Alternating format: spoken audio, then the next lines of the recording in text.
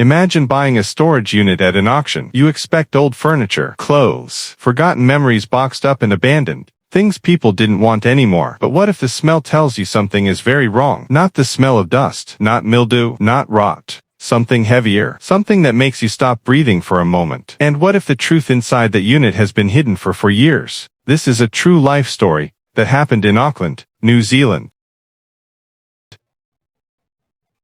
In August 2022, police in South Auckland, New Zealand, were called to a commercial storage facility. The call followed the purchase of an abandoned storage unit at a routine auction. Inside the unit were 2 suitcases. The contents led officers to immediately secure the site and begin a homicide investigation. The remains inside the suitcases were later confirmed to be those of 2 children. Investigators would soon establish that the children had been dead for several years. What troubled police most was not only the discovery itself, but the absence of any prior report. The children had not been reported missing. There had been no welfare alerts, no ongoing investigations. For more than 4 years, their disappearance had gone unnoticed.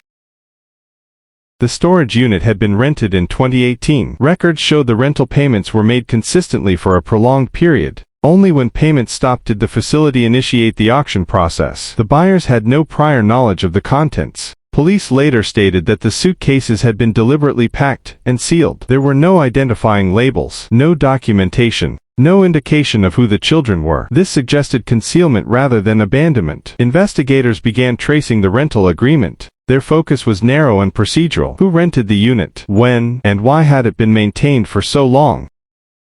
Through forensic examination and international cooperation, police identified the children. They were the sons of Hagyong Lee, a South Korean national, who had previously lived in New Zealand. Lee had lived in South Auckland with her husband, Ian Jo, and their children. The family was not known to police. There were no reports of violence, no history of child protection involvement. They had not attracted official attention. This lack of visibility would later become a significant part of public discussion. Court records showed that the family's circumstances changed in 2017.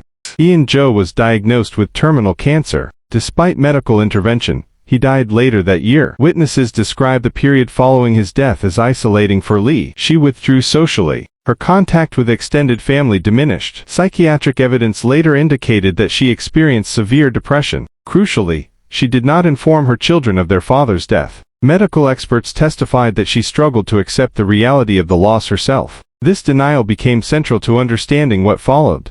Psychiatrists diagnosed Lee with major depressive disorder with psychotic features. In court, they explained that this condition can impair judgment and distort perception. According to testimony, Lee's thinking became increasingly rigid. She developed beliefs that were inconsistent with reality. The court heard that she viewed the family as still intact, despite her husband's death. Her capacity to process consequences was significantly impaired. However, the presence of mental illness alone was not sufficient to resolve the legal questions raised by the case. In mid-2018, Lee's 2 children died while under her care. The court restricted detailed public discussion of the circumstances. What was established is that Lee caused their deaths. Following this, the children's bodies were placed in suitcases. The suitcases were transported to a storage unit rented in her name. This sequence involved multiple steps. Each step required decision-making and follow-through. These actions would later become critical in assessing criminal responsibility. After the storage unit was secured, Lee continued paying the rental fees. This continued for several years.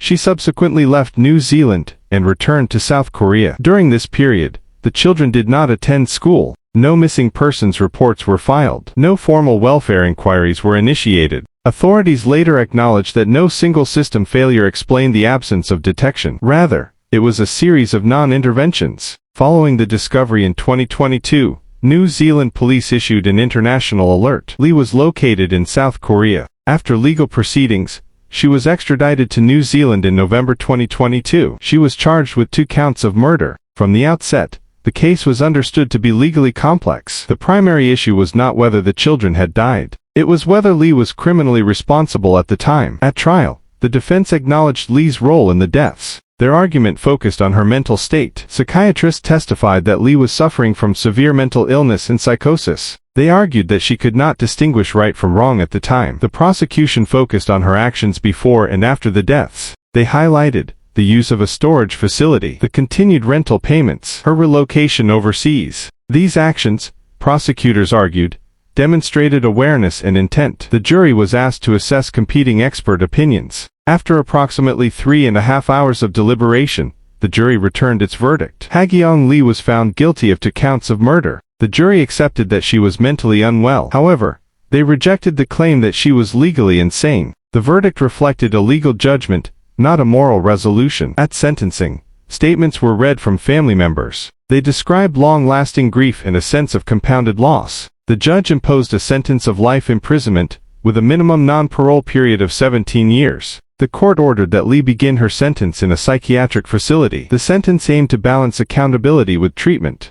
This case prompted wider discussion in New Zealand about mental health care, isolation, and social oversight. It raised questions about how families in crisis can go unnoticed, and how responsibility should be assessed when illness alters perception. The storage unit is no longer sealed. The evidence has been catalogued, but the underlying issues remain unresolved. This was not a case defined by violence alone. It was shaped by silence, withdrawal, and delayed intervention. Thank you for watching, and please don't forget to support us by clicking the like and subscribe button. Drop your comments in the comment section. See you on the next episode.